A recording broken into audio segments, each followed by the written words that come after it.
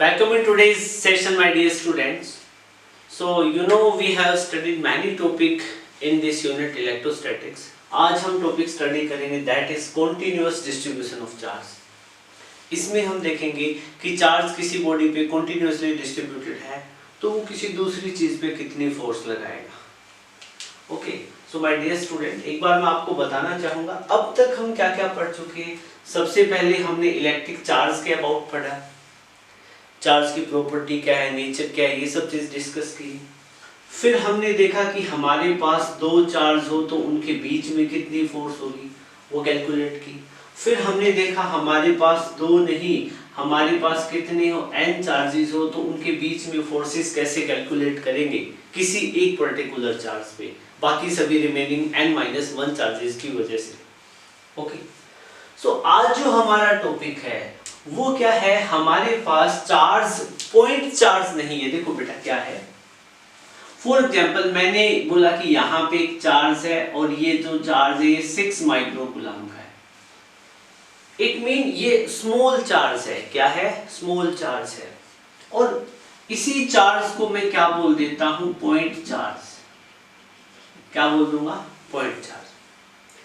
फिर क्या है कि अब एक दूसरी सिचुएशन लेता हूं, मैं कहता हूं कि मेरे पास यहाँ पे बहुत सारा चार्ज है, ठीक है, और हो सकता है ये चार्ज किसी लाइन पे हो सकता है ये चार्ज क्या है किसी 2D सरफेस पे हो, या 1D लाइन पे हो, 2D सरफेस पे हो, या हो सकता है ये चार्ज किस पे हो, 3D वॉल्यूम पे हो. ऐसी पॉसिबिलिटी है ना, बिल्कुल है.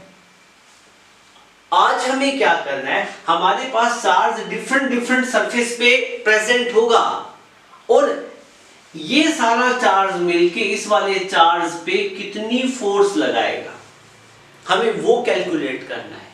क्या कैलकुलेट करना है कि किसी लाइन पे, किसी सरफेस पे, किसी वॉल्यूम पे चार्ज प्रेजेंट है, क्यों चार्ज प्रेजेंट है, और वो क्यों चार्ज है, उसके सराउंडिंग में कोई छोटा चार्ज है, पॉइंट चार्ज है, इसके कंपैरेटिवली काफी छोटा है, उस पॉइंट चार्ज पे कितनी फोर्स लगाएगा. आज की पूरे क्लास में हम वही चीजें डिस्कस करेंगे. Okay, so without making any delay we will start our topic. तो क्या है कि आज हमें स्टडी करना है कॉन्टिन्यूअस डिस्ट्रीब्यूशन ऑफ चार्ज. और चार्ज बेसिकली तीन सरफेस पे क्या है डिस्ट्रीब्यूटेड हो सकता है. फर्स्ट है चार्ज किसी लाइन पे हो सकता है डिस्ट्रीब्यूटेड. ओके, हो सकता है लाइन किसी सरफेस पे, और हो सकता है लाइन किसी चार्ज किसी वॉल्यूम पे डिस्ट्रीब्यूटेड हो. सबसे पहले हम क्या स्टडी करेंगे, फर्स्ट ऑफ ऑल हम क्या स्टडी करेंगे, force due to linear charge distribution. देखो क्या है, हमारे पास क्या गिवन है, हमारे पास एक लाइन है. ओके, किसी भी शेप की लाइन हो सकती है, स्ट्रेट लाइन है या ऐसे. इस लाइन पे क्या है बेटा, चार्ज प्रेजेंट है. इस लाइन पे जो टोटल चार्ज कितना है, Q टोटल चार्ज. और इस लाइन का लेंथ कितना है, इस लाइन का लेंथ होगा कुछ, ऐसे कैलकुलेट कर सकते हो ना, लाइन का लेंथ कितना है, L है. ठीक है, अब एक बात बताओ, मैं आपसे पूछूं कि Q क्या चीज है, टोटल चार्ज ऑन लाइन, और L क्या चीज है, लेंथ ऑफ लाइन. L क्या चीज है, लाइन का लेंथ है. ठीक है, अब मेरे पास यहां पे टर्म आती है लैम्डा. लैम्डा क्या होता है, लीनियर चार्ज डेंसिटी. और लीनियर चार्ज डेंसिटी क्या होता है बेटा, charge per unit length, charge per unit length. Okay, सो लैम्डा क्या होता है, charge Q by L, charge per unit L. Charge per unit length को क्या बोलते हैं हम, लीनियर चार्ज डेंसिटी बोलते हैं. हमारा मोटिव क्या था, ठीक है, ये तो बीच में हमें स्टडी करना पड़ गया. ठीक है, हमारा मोटिव क्या था, हमारे पास एक लाइन है, उस लाइन पे चार्ज प्रेजेंट है, टोटल चार्ज Q चार्ज है, उस लाइन का लेंथ कितना है, L है. और यहां पे बेटा क्या है, एक पॉइंट P है, यहाँ पे क्या है, एक पॉइंट P है, हमें इस पॉइंट P पे ये वाला चार्ज है कितनी फोर्स लगाएगा हमें ये कैलकुलेट करना है।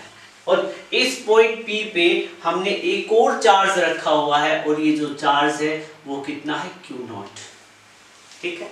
और यहाँ पे एक और चीज मैं आपको बता देता हूँ, Q0 क्या चीज है, ये क्या है, टेस्ट पॉइंट चार्ज है, पॉइंट चार्ज है, पॉइंट टेस्ट चार्ज है, काफी स्मॉल चार्ज है इसके कंपैरेटिवली। तो बताओ कि इन दोनों चार्ज के बीच में फोर्स निकाल सकते हो क्या? आपका क्वेश्चन यही होगा ना, आंसर ये होगा। बोला सर ये चार्ज Q है, ये चार्ज Q0 है, दोनों के बीच में कुछ डिस्टेंस है, हम कूलम्ब्स लॉ यूज करेंगे और इजीली क्या करेंगे, इन दोनों के बीच में फोर्स फाइंड आउट कर देंगे। क्या आप ऐसा सोच रहे हो? बिल्कुल आप ऐसा ही सोच रहे होंगे, बट क्या है, आपको कूलम्ब्स लॉ की डेफिनेशन ध्यान में होनी चाहिए। कूलम्ब्स लॉ किसके लिए एप्लीकेबल होता है? स्टेशनरी चार्ज के लिए। दोनों चार्ज स्टेशनरी है, बिल्कुल इलेक्ट्रोस्टैटिक्स में है तो चार्ज किस पे स्टडी कर रहे हैं, रेस्ट पे। और दोनों चार्ज पॉइंट चार्ज होने चाहिए, ये तो पॉइंट है तो ये तो पॉइंट चार्ज नहीं है ना, ठीक है। तो सीधा सीधा कूलम्ब्स लॉ इनके बीच में नहीं लगेगा। तो हम क्या करेंगे, एक अप्रोक्सीमेशन का कॉन्सेप्ट यूज करेंगे। तो वो अप्रोक्सीमेशन का कॉन्सेप्ट क्या है, ये कहता है कि पूरी चार्ज की, पूरी लाइन की लेंथ L है, तो ये जो एक लाइन का छोटा सा पोर्शन ले ले हम, स्मॉल पोर्शन, तो उसकी लेंथ कितनी होगी, dl। टोटल लेंथ पे Q चार्ज था तो dl लेंथ पे कितना चार्ज होगा, dl लेंथ पे कितना चार्ज आएगा, dq। You are getting my point? Okay. So क्या है, अब कह रहे कि ये जो dq चार्ज है dl लेंथ पे है, ओके, और dq चार्ज और q0 चार्ज के बीच का डिस्टेंस कितना है, सपोज करो कितना है, r। कितना डिस्टेंस है, r। अब एक बात बताओ, एक पॉइंट चार्ज यहाँ पे हो गया, दूसरा dq पॉइंट चार्ज यहाँ पे हो गया ना, ठीक है ना। हमने अजम्पशन ली है कि पूरी लेंथ पे q चार्ज है l लेंथ पे, तो dl लेंथ पे dq स्मॉल चार्ज होगा ना। तो अब अपने पास कंडीशन क्या आ गई बेटा, एक चार्ज तो dq चार्ज कहाँ है, यहाँ, दूसरा q0 यहाँ है, दो चार्ज कुछ डिस्टेंस पे है, तो दोनों के बीच में कोई ना कोई फोर्स एक्ट करेगी, डेफिनेटली करेगी। कौन सी होगी, कूलम्ब फोर्स। और पॉइंट P पे वो फोर्स कहाँ लगेगी, वो पॉइंट P पे जो फोर्स लगेगी, ये Q पॉजिटिव, Q0 पॉजिटिव, लेकिन ये ज्यादा पॉजिटिव है dq, ये टेस्ट पॉजिटिव चार्ज है, वेरी वेरी स्मॉल होता है, ठीक है। आपको याद रखना है वेरी स्मॉल चार्ज होता है, वेरी स्मॉल होता है। तो अब dq चार्ज इस q0 पे फोर्स कहाँ लगाएगा बेटा, इस डायरेक्शन में लगाएगा, और ये क्या है, कितनी फोर्स लगाएगा, df फोर्स लगाएगा, df वेक्टर, ठीक है ना। अब एक बात बताओ, dq स्मॉल चार्ज है, q0 स्मॉल चार्ज है, तो दोनों के बीच में फोर्स भी क्या होगी, स्मॉल ही होगी, तो df फोर्स की डायरेक्शन क्या होगी, ये वाली, ठीक है। अब एक बात बताओ, दोनों के बीच में डिस्टेंस r है, मैं फोर्स की डायरेक्शन को r की टर्म्स में दिखाना चाहूं तो मैं r कैप भी तो लिख सकता हूं, कोई मुश्किल चीज नहीं है, ठीक है। अब मैं आपसे कहता हूं कि बेटा दोनों चार्ज के बीच में dq और q0 के बीच में फोर्स कैलकुलेट करो, तो आप कर सकते हो, बिल्कुल कर सकते हो। आप लिखोगे फोर्स, ये हम फर्स्ट डेरिवेशन कर रहे हैं, force between dq and q0, ठीक है। dq और q0 के केस में, अभी ये दोनों केसेस बाद में डिस्कस करेंगे, ठीक है, इनको छोड़ दो अभी। तो dq और q0 के बीच में फोर्स कितनी होगी, df फोर्स होगी। कैसे कैलकुलेट करोगे, k dq q0 अपॉन में डिस्टेंस कितना है, r का स्क्वायर, फोर्स वेक्टर क्वांटिटी है तो r कैप लगा। बात समझ में आई? दोनों चार्ज के बीच में, पॉइंट चार्ज के बीच में आपने कूलम्ब फोर्स कैलकुलेट कर लिया है।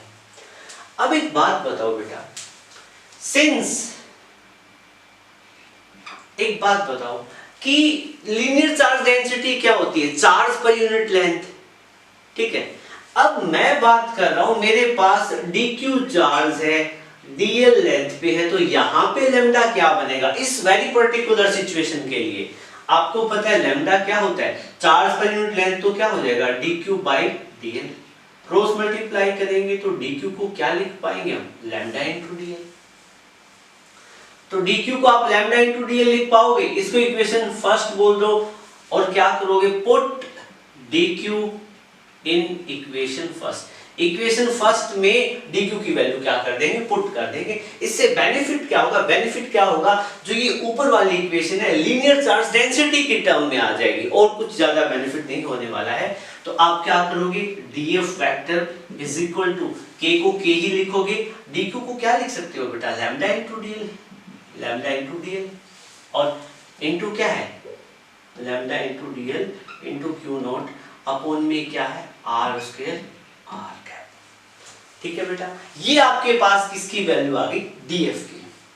आपने क्या किया, ये जो dl लेंथ पे dq चार्ज है, स्मॉल चार्ज जो आपने जूम किया है, और q नॉट के बीच में फोर्स निकाली। अभी भी आपका मोटिव क्लियर नहीं हुआ है। आपको करना क्या था, इस पूरे लाइन पे जो चार्ज है उसके और टेस्ट चार्ज के बीच में फोर्स कैलकुलेट करनी थी। अब हम क्या करेंगे, अब हम हेल्प लेंगे इंटीग्रेशन की। सो आप क्या है, इस इक्वेशन को यहां पे लिख सकते हो। ठीक है, इस इक्वेशन को मैं रिपीट कर देता हूं, क्या थी, df वेक्टर क्या था, k lambda dl, k into lambda dl q naught upon में r स्क्वायर r कैप। ठीक है बेटा, ये तो स्मॉल फोर्स आई है dq और q नॉट के बीच में। आप क्या लिखोगे, for total force, for total force क्या करेंगे, वी हैव टू इंटीग्रेट। बेटा हम क्या करेंगे, इंटीग्रेट करेंगे, both side, integrating both side. तो इसमें इंटीग्रेट करो, इधर df वेक्टर को इंटीग्रेट करो, इधर क्या करोगे, k lambda dl q naught upon में r स्क्वायर और r कैप को क्या कर दोगे, इंटीग्रेट कर दो। ठीक है, अब एक बात बताओ, df का इंटीग्रेशन क्या होगा, f कितना होगा, f। और ये जो फोर्स निकाली, ये हमने ये जो क्या कंसीडर की थी, लाइन कंसीडर की थी ना, लाइन चार्ज के कारण है ना। तो मैं इसको F के नीचे L लिख दूं तो चलेगा ना। इसका मतलब क्या है, force due to linear charge distribution. कभी कंफ्यूज मत हो जाना कि F के नीचे F सब्सक्रिप्ट L लिख दिया तो पता ही नहीं क्या लिख दिया, ऐसा कुछ नहीं है। आप सिंपल F भी लिखोगे तो क्या है, काम चल जाएगा। बट हमें आगे सरफेस चार्ज डिस्ट्रीब्यूशन भी स्टडी करना है, वॉल्यूम भी करना है। So for the sake of convenience and to avoid complexity मैंने FL लिख दिया। ओके, FL को क्या लिखूंगा मैं, df का इंटीग्रेशन क्या हुआ, F हुआ, सब्सक्रिप्ट नीचे L मेंशन कर दिया कि लीनियर चार्ज के कारण फोर्स है।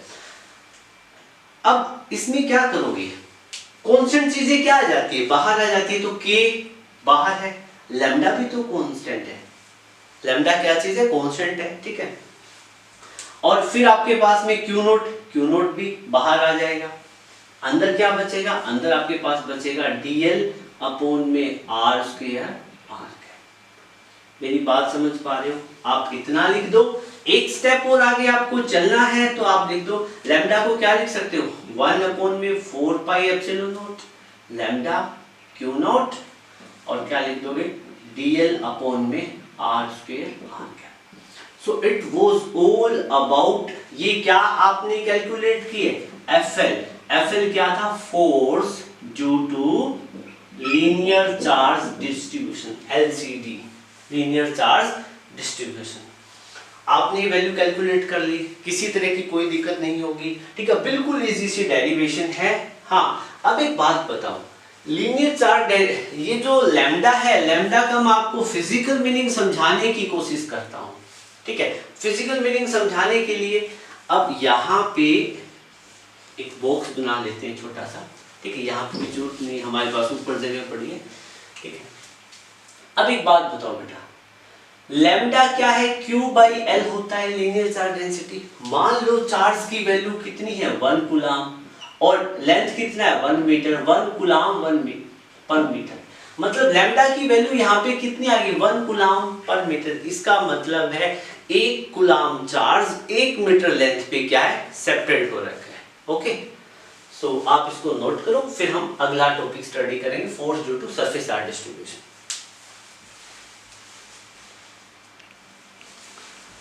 सो स्टूडेंट, अब अपने पास में नेक्स्ट टॉपिक है force due to surface charge distribution. बिल्कुल इजी, सेम वैसा का वैसा है, ठीक है।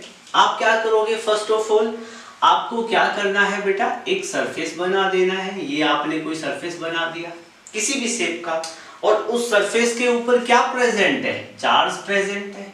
ये चार्ज रिप्रेजेंट कर दो, ठीक है। ये कोई सरफेस है तो उसका सरफेस एरिया होगा, सपोज एस उसका सरफेस एरिया है, उस पे चार्ज भी प्रेजेंट है तो टोटल चार्ज कितना होगा, क्यू प्रेजेंट। तो यहां पे लिख लो क्यू क्या चीज है, total charge on surface. S क्या चीज है, सरफेस एरिया ऑफ ऑब्जेक्ट या बॉडी। कोई भी बॉडी है या ऑब्जेक्ट है उसका क्या है, surface area.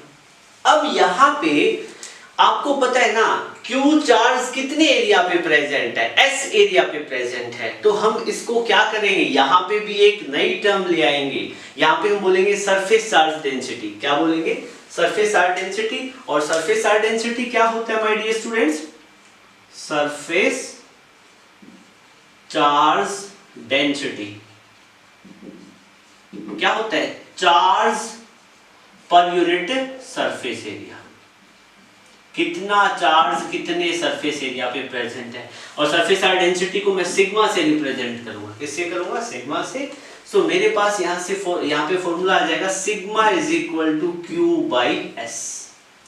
Sigma is equal to q by s. इसका मतलब क्या है, जैसे मैंने बताया, फॉर एग्जांपल आपके पास चार्ज तो हो 1 कूलम, एरिया हो 1 metre square.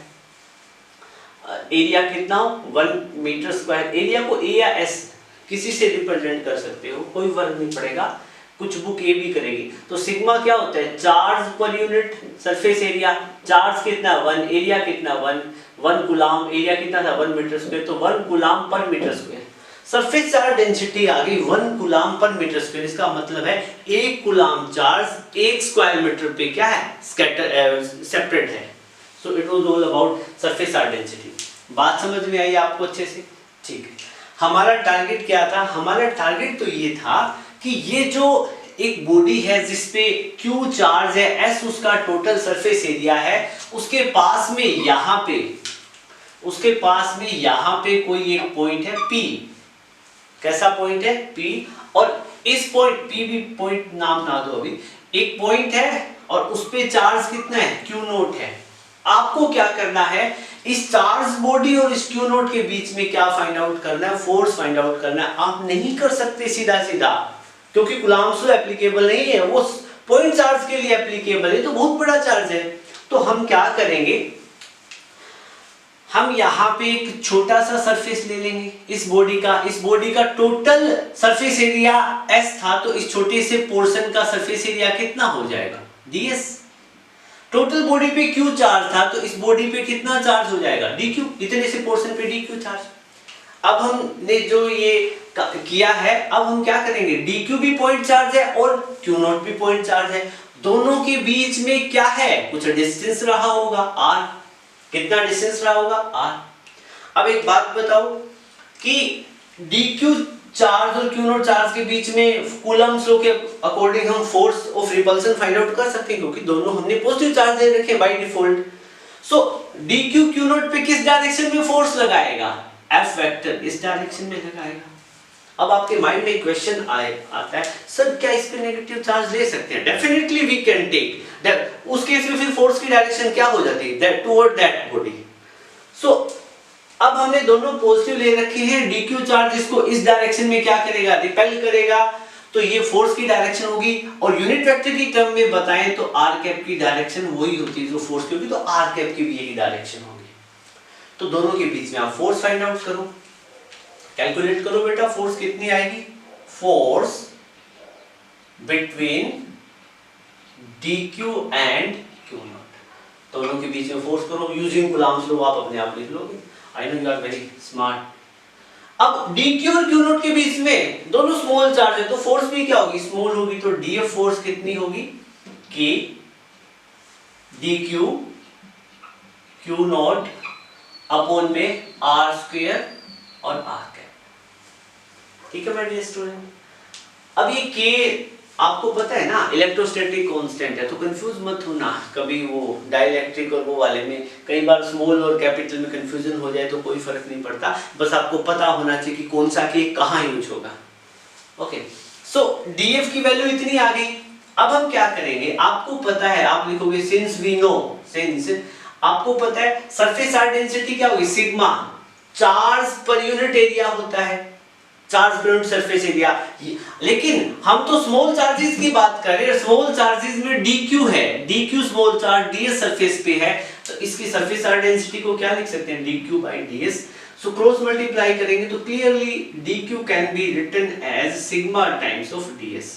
Okay, this was equation first और dq को आपने ये लिख दिया, ठीक है। अब आप क्या लिखोगे, put dq in equation first. Equation first में हम क्या करेंगे, dq की वैल्यू पुट करेंगे, वैल्यू पुट करो, dq की वैल्यू पुट करोगे तो df कितना मिलेगा बेटा, अच्छा यहाँ पे कैप लगा दिया तो यहाँ वेक्टर लगाओ ना, ठीक है।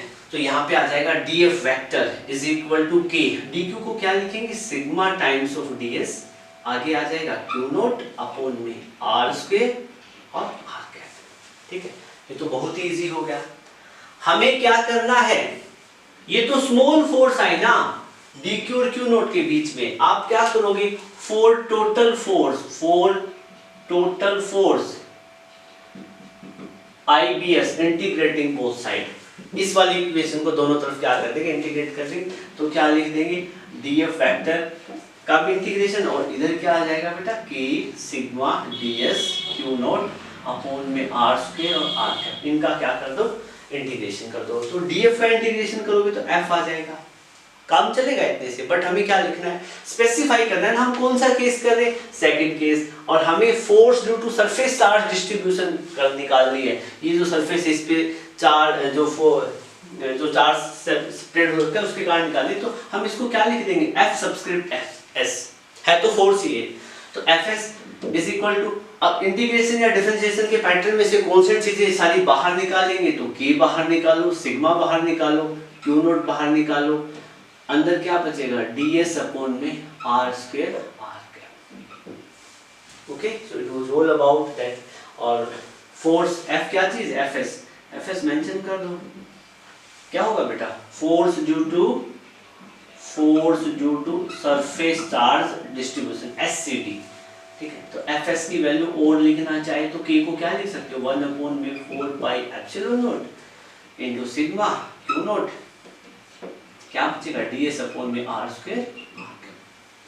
बेहद इजी, कुछ भी नहीं था, ठीक है। ये डेरिवेशन आती है तो आपके फ्री के मार्क्स होते हैं, और ये चीजें बहुत इंपॉर्टेंट है, sigma is equal to q by s, कई बार यूज होगी कई जगह इसी चैप्टर, नेक्स्ट चैप्टर में, ठीक है।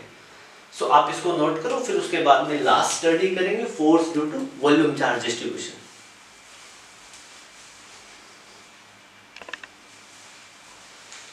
सो स्टूडेंट, थर्ड पॉइंट है अपना force due to volume charge distribution. अब हम वॉल्यूम चार्ज डिस्ट्रीब्यूशन के कारण क्या निकालेंगे, फोर्स निकालेंगे। करना क्या है आपको, सबसे पहले वॉल्यूम की कोई शेप लेनी पड़ेगी, तो कोई भी ले लो, क्यों मुझे वॉल्यूम की शेप अच्छी लगती है तो क्या है, क्यूब वाली शेप बना देते हैं। ये हमारे पास क्या है, एक क्यूब है, ठीक है। जैसा भी क्यूब, मुझे अच्छा नहीं बनाना आता, ठीक है, ये आप क्या क्यूब बना दो, ठीक है। इस क्यूब का वॉल्यूम भी होगा कुछ ना कुछ, ये इसका टोटल वॉल्यूम है, ओके। और इस क्यूब का क्या है, क्यूब के वॉल्यूम में, पूरे वॉल्यूम में, लिसन केयरफुली, पूरे वॉल्यूम में कितना चार्ज प्रेजेंट है, क्यू चार्ज प्रेजेंट है। और आपसे ये कहा जाए कि इस क्यूब के कारण यहां पे कोई पॉइंट है P, सॉरी P पॉइंट नहीं, यहां पे कोई चार्ज है Q नॉट, उस Q नॉट चार्ज पे आप फोर्स कैलकुलेट करो, ठीक है। तो सेम कहानी होगी, आपको पता है सीधा सीधा नहीं निकाल सकते, ठीक है, हमें उंगली टेढ़ी करनी पड़ेगी, तभी क्या है, घी निकलेगा ना यहाँ से, ओके। सो अब हम क्या करेंगे, यहाँ पे पूरे क्यूब का एक छोटा सा पोर्शन लेंगे, तो क्यूब का जो छोटा पोर्शन, छोटी रेप्लिका बना दो क्यूब की शेप की, ओके। और इस पे कितना चार्ज आएगा, टोटल क्यूब पे क्यू चार्ज था, तो इस छोटे से पोर्शन पे डी क्यूब, टोटल क्यूब का वॉल्यूम V था, तो यहाँ पे वॉल्यूम कितना, dV। यहाँ स्पेस कम है, कंजेशन ना हो इसलिए मैं ऐसे कर रहा हूँ, ऊपर लिख रहा हूँ, अदरवाइज यहीं पे लिखो dQ और dV। फिर आपको पता है कि ये यहाँ पे चार्ज dq है, यहाँ पे q नोट है। अब इनके बीच में फोर्स निकाल सकते हो, दोनों के बीच का डिस्टेंस आपको पता लग चुका है, ठीक है। डिस्टेंस r है, 2 पॉइंट चार्ज है, कूलम्ब से लगा के फोर्स निकाल सकते हो। फोर्स की डायरेक्शन कहाँ होगी, फोर्स की डायरेक्शन क्या है, वो किस डायरेक्शन में होगी, वो इस डायरेक्शन में होगी, रिपेल करेगा तो F वेक्टर की डायरेक्शन ये होगी, ओके माय डियर स्टूडेंट, और r कैप इसी डायरेक्शन में होगा। अब मैं आपसे कहूं कि ये आप नोट कर लोगे, Q क्या चीज है, टोटल चार्ज ऑन बॉडी, ठीक है, और V क्या चीज है, वॉल्यूम ऑफ बॉडी या ऑब्जेक्ट, ठीक है। अब यहाँ पे एक और चार्ज डेंसिटी बन जाएगी। देखो लाइन थी तो linear charge density, surface area था तो सरफेस चार्ज डेंसिटी, वॉल्यूम है तो क्या हो जाएगा, वॉल्यूम चार्ज डेंसिटी। तो यहाँ पे हम क्या स्टडी करेंगे, volume charge density, volume charge density. Volume charge density क्या होगा, इसको रो से रिप्रेजेंट करेंगे, किससे रिप्रेजेंट करेंगे, रो। रो क्या होगा, charge per unit volume, charge by volume, बस बिल्कुल सिंपल है, चार्ज क्यू वॉल्यूम वी, ठीक है। मैं यहां लिख देता हूं पर देखो क्या है, आपको पता है रो, रो क्या होगा, चार्ज पर यूनिट वॉल्यूम, रो क्या होगा, क्यू बाई वी, ठीक है। और इसका मतलब फिजिकल मीनिंग क्या निकलेगा, कितना चार्ज कितने वॉल्यूम पे है। जैसे फॉर एग्जांपल चार्ज आपके पास 1 कूलम्ब है, वॉल्यूम कितना है 1 मीटर क्यूब है, वॉल्यूम कितना 1 मीटर क्यूब है। आपने ये निकाली, क्या निकाली, वॉल्यूम चार्ज डेंसिटी, जिसको रो के सिंबल से रिप्रेजेंट करते हैं RHO, ठीक है। तो ये कितना रहेगा, charge 1 coulomb, volume 1 metre cube, तो ये 1 कूलम्ब पर मीटर क्यूब। इसका मतलब 1 मीटर क्यूब वॉल्यूम पे 1 कूलम्ब चार्ज प्रेजेंट है। ये वॉल्यूम चार्ज डेंसिटी का फिजिकल मीनिंग है, ओके।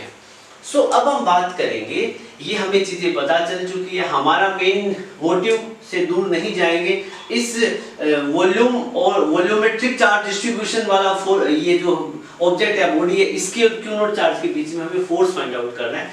बट सीधा कूलम्ब से लगा नहीं सकते, इसलिए हमने एक छोटा सा इसका रेप्लिका ले लिया, ठीक है। उस पे dq चार्ज है और q नॉट चार्ज है यहाँ पे r डिस्टेंस पे, तो दोनों के बीच में फोर्स निकालेंगे।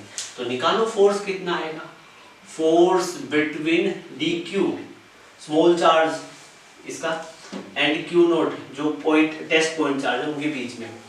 कूलम्ब लॉ की हेल्प लेंगे, df वेक्टर कितना आएगा, k dq q not, okay. Distance कितना r स्क्वायर और फोर्स की डायरेक्शन के लिए r कैप। इतना स्मॉल फोर्स होगा, दोनों के बीच में स्मॉल ही फोर्स होगा क्योंकि दोनों स्मॉल चार्ज है। फिर हम क्या करेंगे, वही करेंगे जो हर बार कर रहे हैं। इस छोटी सी रेप्लिका के लिए, क्यूब की रेप्लिका के लिए, क्यूब की फोटो छोटी स्मॉल जेरोक्स कॉपी के लिए हम क्या करेंगे, हम वॉल्यूम चार्ज डेंसिटी निकालेंगे। वो क्या होगा बेटा, dq बाई dv, और यहां से हम कह देंगे dq क्या हो जाएगा, रो dv, लिख सकते हैं। फिर इसको इक्वेशन फर्स्ट बोलते हैं।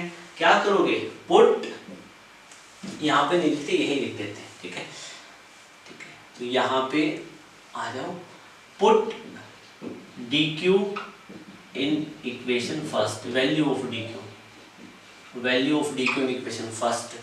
तो इक्वेशन फर्स्ट ये वाली है, तो क्या होगा, df vector is equal to k को क्या पुट करेंगे, rho dv, rho dv, dq q naught upon में r स्क्वायर और r कैप, ठीक है बेटा। अब हम क्या करेंगे, हमें तो निकालनी है पूरी ये किस पे कितनी फोर्स लगाएगा, तो उसके लिए हमें क्या करेंगे, इंटीग्रेट करेंगे।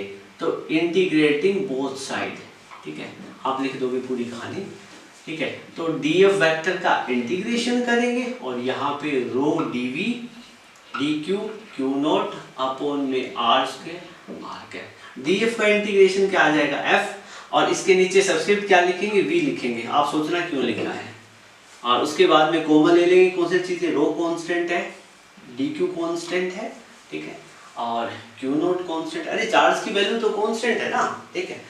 डेंसिटी वैसे ही कांस्टेंट हो जाएगी, चाहे पूरे सरफेस की लो या छोटी सी सरफेस की, इतने पोर्शन की लो, कहीं की लो, चार्ज डेंसिटी तो क्या है, कांस्टेंट रहती है।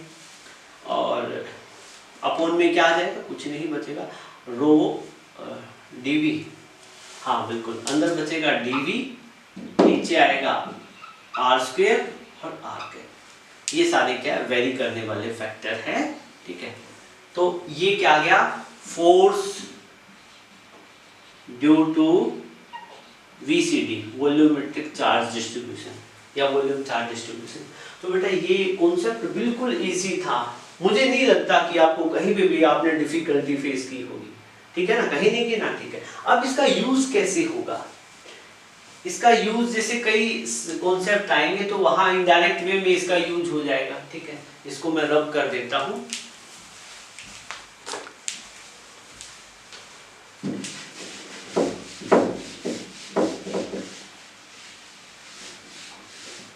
ओके, तो आपसे ये पूछ ले, ये कह दे कि एक स्फीयर है, ठीक है, होलो स्फीयर है, मेटेलिक स्फीयर है, होलो मेटल का स्फीयर है, उसका रेडियस कितना है, r है, और उसके सरफेस पे चार्ज कितना है, q है। तो बताओ उसकी सरफेस चार्ज डेंसिटी क्या होगी।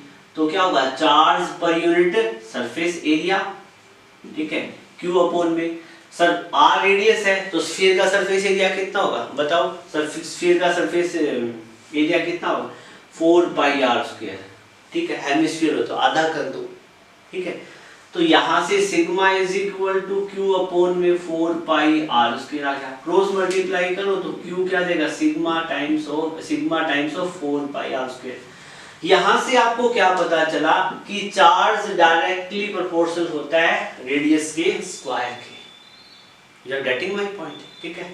ये मैंने जब आपको क्या करवाया था, कुछ न्यूमेरिकल्स करवाए थे, ठीक है, क्वांटाइजेशन ऑफ चार्ज की प्रॉपर्टी पे, तो उस टाइम मैंने कल बताया था कि कोई स्फीयर जितना बड़ा होगा, मेटेलिक स्फीयर जितना बड़ा होगा, उसके सरफेस पे उतना ही ज्यादा चार्ज आ सकता है। तो यहाँ से आपके पास एक रिलेशन भी आ जाता है, चार्ज डायरेक्टली प्रोपोर्शनल होता है रेडियस के स्क्वायर के होलो स्फीयर के केस में, ठीक है। तो कुछ भी पूछ ले आप बता दोगे, इसका वॉल्यूम आपको दे दे, वो आपसे पूछ ले वॉल्यूमेट्रिक चार्ज डेंसिटी कितनी होगी, तो कितनी होगी, q/v होगी, ठीक है। तो फिर देखो कितनी बनेगी, वॉल्यूम कितना होता है स्फीयर का, रेडियस आपको गिवन है तो 4/3 पाई r क्यूब, तो डेंसिटी कितनी हो जाएगी, 3 ऊपर चला जाएगा, 4 पाई r क्यूब, ये कर लेना, ऐसे कुछ भी नहीं है, नथिंग। सो बेटा it was all about today's lecture, पसंद आया हो तो आप लाइक वाला बटन दबा देना, ठीक है। और क्या है कि अब नेक्स्ट क्लास में हम एक नया टॉपिक लेके आएंगे। आपको जो प्रीवियस क्लासेस में जो मैंने बोला था कि सुपरपोजिशन प्रिंसिपल पे न्यूमेरिकल आपको प्रैक्टिस करने हैं, तो जितना हो सके मैक्सिमम आप न्यूमेरिकल प्रैक्टिस करने की कोशिश करें, और जो डाउट है वो मेरे पास भेज दें मेरे पर्सनल नंबर पे, मैंने आपको पहले ही बता रखा है। So thank you, have a good day.